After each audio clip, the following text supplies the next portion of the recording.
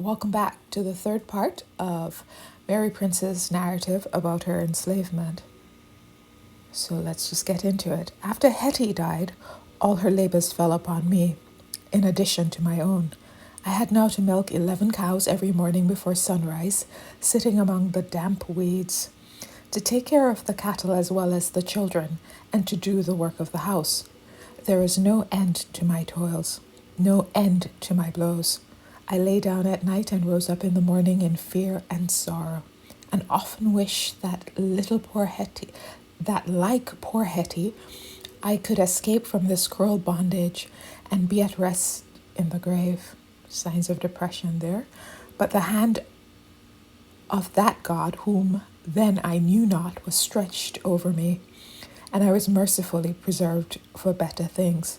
I was then, however, my heavy lot to weep, weep, weep, and that for years, to pass from one misery to another, and from one cruel master to a worse. But I must go on with this thread of my story.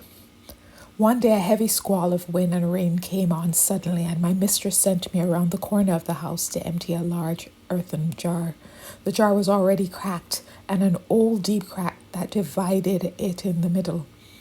And in turning it upside down to empty it, it parted in my hand. I could not help the accident, but I was dreadfully frightened, looking forward to a severe punishment. I ran crying to my mistress, "Oh, mistress, the jar has come in two." "You have broken it, have you?" she replied. "Come directly here to me." I came trembling. She stripped and flogged me long and severely with the cowskin, as long as she had strength to use the lash, for she did not give over till she was quite tired. When my master came home at night, she told him of my fault. And oh, frightful, how he fell a swearing, after abusing me with every ill name he could think of, too bad to speak in England, and giving me several heavy blows with his hands. He said, "I shall come home tomorrow morning at 12 on purpose to give you a round 100. He kept his word. Oh, sad for me. I cannot easily forget it. He tied me up upon a ladder and gave me 100 lashes with his own hand. And Master Benji, who is his son, stood by to count them for him.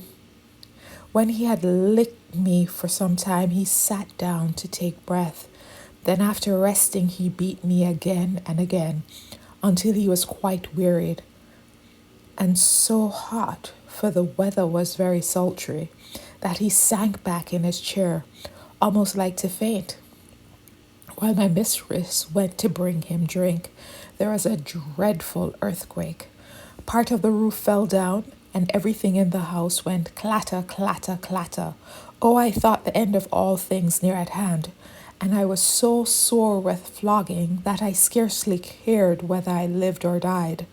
The earth was groaning and shaking, everything tumbling about, and my mistress and the slaves were shrieking and crying out, "The earthquake! The earthquake!" It was an awful day for all of us. During the confusion, I crawled away on my hands and knees, and I laid myself down on the steps of the piazza in front of the house. I was in a dreadful state, and my body all blood and bruises, and I could not help moaning piteously. The other enslaved people, when they saw me, shook their heads and said, "Poor child, poor child." I lay there till morning, careless of what might happen, for life was very weak in me, and I wished more than ever to die. But when we were very young, death always seemed a great way off. And it would not come that night to me. The next morning I was forced by my master to rise and go about my usual work, though my body and limbs were so stiff and sore. I could not move without the greatest pain. Nevertheless, even after the severe punishment, I never heard the last of that jar. My mistress was always throwing it in my face. Some little time after this, one of the cows got loose from the stake and eat one of the sweet potato slips. I was milking when my master found it out. He came to me and without any more ado, stooped down and taking off his heavy boot, he struck me such a severe blow in the small of my back that I shrieked with agony. I thought I was killed, and I felt a weakness in that part of to this day. The cow was frightened at his violence and kicked down the pail and spilled the milk all about. My master knew this accident was his own fault, but he was so enraged that he seemed glad of an excuse to go on with his ill usage.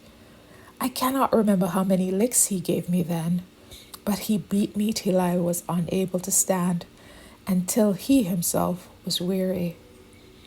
After this I ran away, and I went to my mother, who was living with Mr. Richard Darrell. My poor mother was both grieved and glad to see me. Grieved because I had been so ill-used, and glad because she had not seen me for a long, long while. She dared not receive me into the house, but she hid me up in a hole in the rocks near, and brought me food at night, after everybody was asleep. My father, who lived at Crow Lane over the saltwater channel, at last heard of my being hid up in the cavern, and he came and he took me back to my master. Oh, I was loath and loath to go back, but as there was no remedy, I was obliged to submit.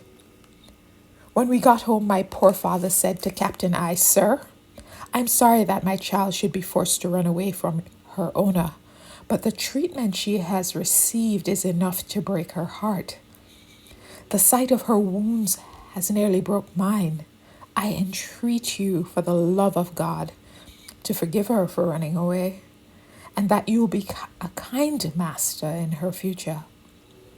Captain I said I was used as well as I deserved, and that I ought to be punished for running away. I then took courage and said I could stand the floggings no longer, and I was weary of my life, and therefore I had to run away to my mother.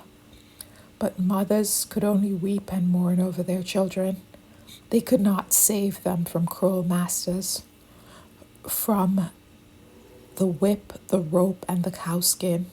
He told me to hold my tongue and go about my work, or he would find a way to settle me. He did not, however, flog me that day. For 5 years after this, I remained in his house and almost daily received the same harsh treatment. At length, he put me on board a sloop, and to my great joy sent me away to Turk's Island. I was not permitted to see my mother or father or poor sisters and brothers, to say goodbye. And though going away to a strange land, and might never see them again. Oh, Buckra, people who keep slaves think black people are like cattle without natural affection. But my heart tells me it is far otherwise.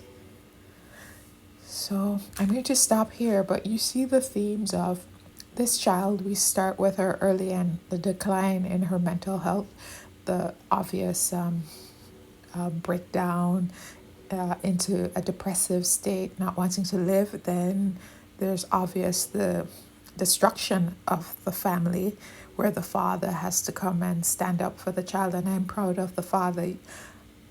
And I understand the thing about being in a terrible position like enslavement, and the laws are all against you. People make decisions that now, in retrospect, I would say, how dare the father bring back the child? I would maybe cuss him out as the mother, but yeah, the thing is, people do the best they can with what they have, and I'm always proud of the ancestors for living, for surviving horrible things. So however they tried to deal with life, that's the best they did with what they had. The people that should be ashamed of their choices are those who enslaved people, because it's obvious from that discourse that the enslaver knew this man is the father of the child, and he was brave enough to come and stand up and speak on behalf of the child. So thank you for listening. Take care.